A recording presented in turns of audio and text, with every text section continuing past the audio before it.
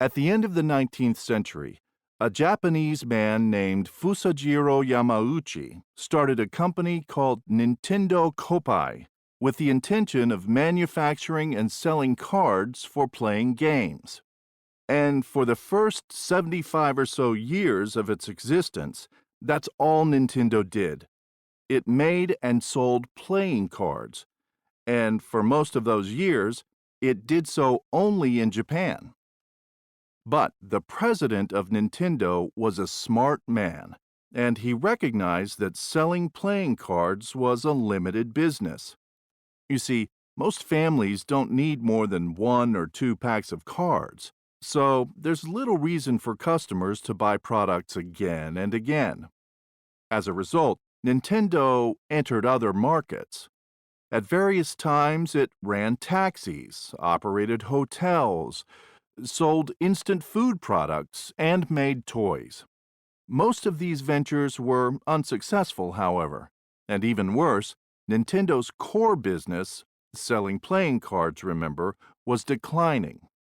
As the president had imagined, sales were limited because Japanese families had all the cards they needed.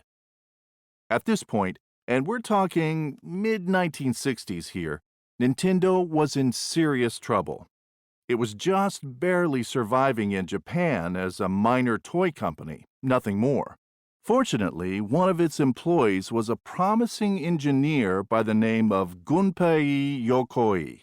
Through a series of fortunate circumstances, Yokoi was recognized as somebody who could design and develop popular toys and electronics.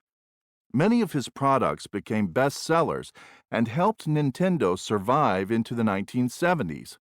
Let's stop for a moment while I point a couple of things out.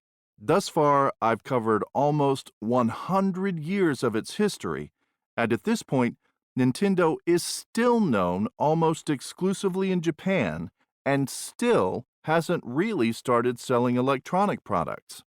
But all that's about to change. And Nintendo is about to have 2 decades of incredible growth and worldwide success in the video game industry. I'm not going to go into all the details. We're studying business, not history, for one thing. For another, the key points are in your reading. But there are 2 points that I think are worth mentioning.